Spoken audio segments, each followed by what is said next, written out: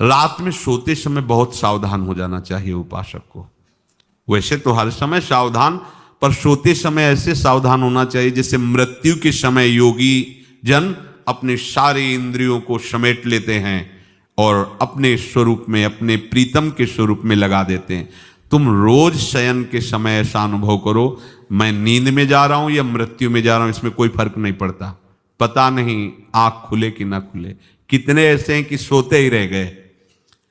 आप अब बेहोशी की हालत में जा रहे हैं, नींद में जा रहे हैं, तो एक समय रखो कि आप अपनी शैया पर इतने समय ही जाएंगे।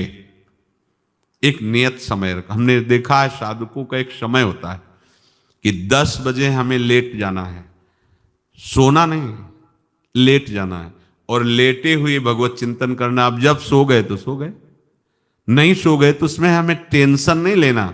अभी नींद नहीं आई, 10:30 बज गए, 11 बज गए, ये नहीं। आंख मूंदी, मंत्राकार वृत्ति, तो बिना नींद की गोली के सो जाओगे।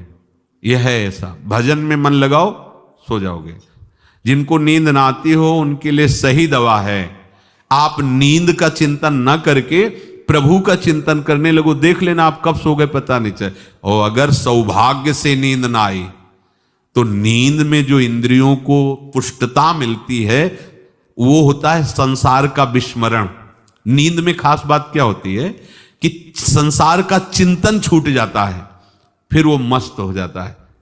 उसमें जो ऊर्जा शक्ति वो जागृत होती। संसार के चिंतन से ऊर्जा शक्ति नष्ट होती, तो 4 घंटे 5 घंटे संसार के चिंतन से रहित पड़ा रहा सुषुप्ति में, तो उसे ऊर्जा शक्ति फिर आ गई।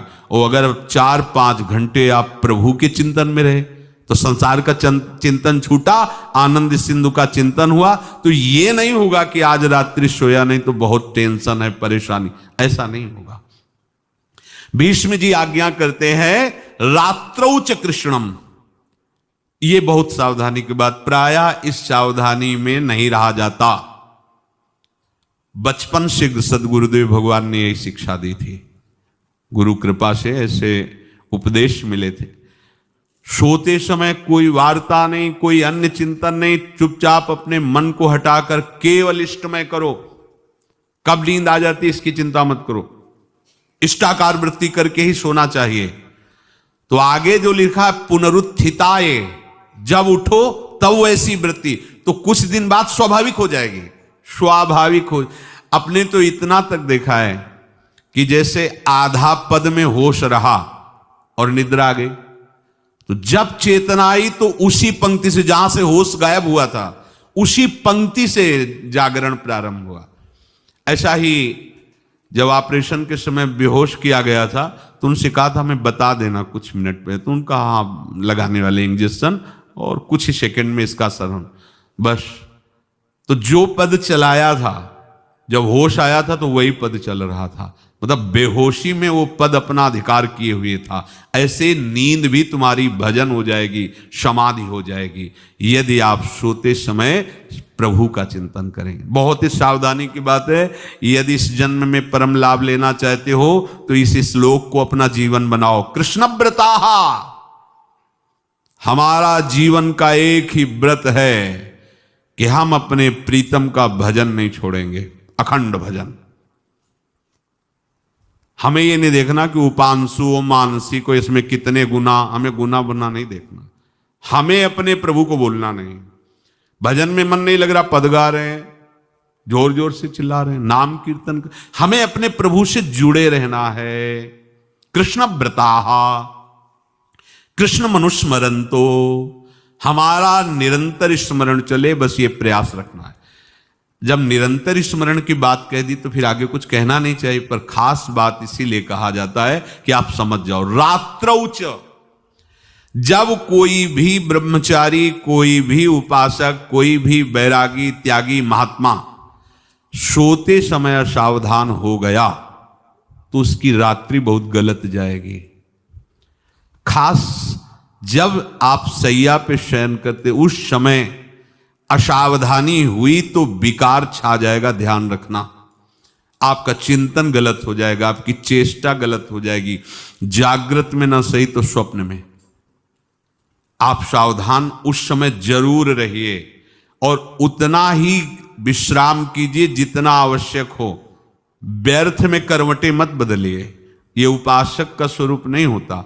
रोगी है तो बात अलग है, बड़े असाध्य रोगों से, नहीं तो ऐसी दिनचर्या नहीं होनी चाहिए।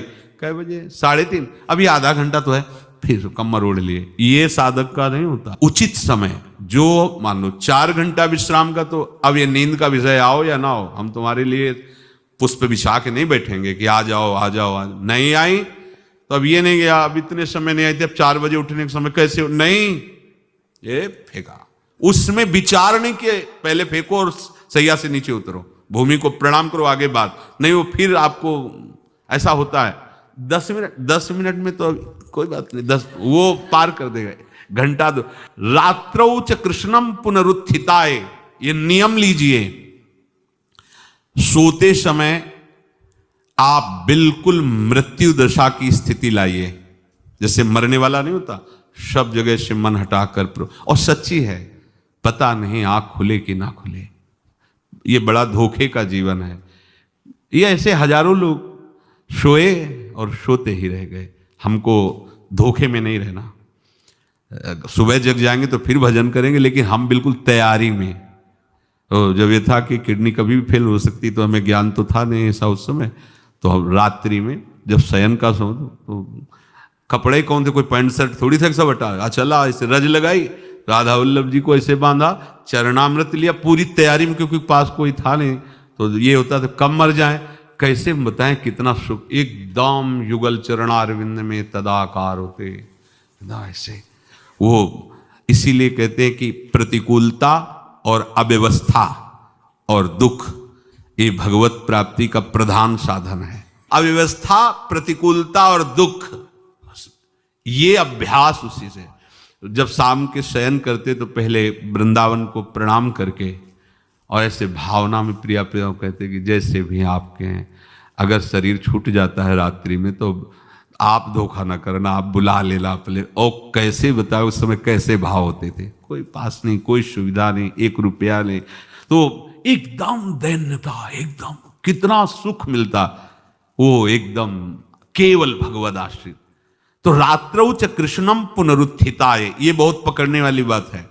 रात्रि के समय कोई और चिंतन न बनने पावे। देखो अभ्यास, और उस समय खास करके विषय चिंतन बनता है, ध्यान रखना। दिन भर लड़ते रहोगे इंद्रियों से, और जब आप शयन के समय जाओगे तब वो अवसर ढूंढेंगी और आपको विषयों में फंसाने की चेष्टा करेंगी। कोई क्रिया या पूर्व में कोई क्रिया या कोई दृश्य या कोई बात, अगर कहीं मोबाइल से मित्रता है और बगल में रखा है तो भूल जाओ, रात्रौ च कृष्णम पुनरुत्थिताच। जब तक नींद नहीं आती तब तक फिर वो ऐसी सामग्री डाल देगा कि वो बर्बाद हो जाओगे। साधक मान लो, हमारी प्रार्थना मान लो, हम मानते हैं कि आज के समय में यंत्र का बहुत बड़ा प्रभाव है। अब यंत्र का प्रभाव देख लीजिए, यही छाती पे मोबाइल होगा, यही धड़कन के साथ वो घंटी बजे और कुछ नहीं। ऐसा भगवान का खेल रचा है। और इसमें सबसे खतरनाक बात है कि आप जो चाहो देख सकते हो, जहां चाहो, जैसे विश्व की पूरी बात, पूरा विश्वात्मा है, ये विश्वात्मा स्वरूप है, सर्च करो देख। अब अगर साधक सावधान नहीं है तो समाज में तो ऐसे कट गया। अब एकांत में जब शयन के समय गया, उस समय मन आपको फंसाने की चेष्टा। प्रार्थना है, अगर आपके पास मोबाइल हो तो एक उसका समय रखो। अगर आपको ऐसा लगता है कि कोई परिस्थिति आ जाए, हम स्विच ऑफ किए हैं, तो एक और मोड कहते हैं, कोई फ्लाइट मोड दो, क्या मोड में लगा दो, सीधे मत रखो, मोड में लगा दूर रख दो। आप अपने चित्त को प्रभु में जोड़िए। रात्रि के समय मोबाइल का प्रयोग मत कीजिए।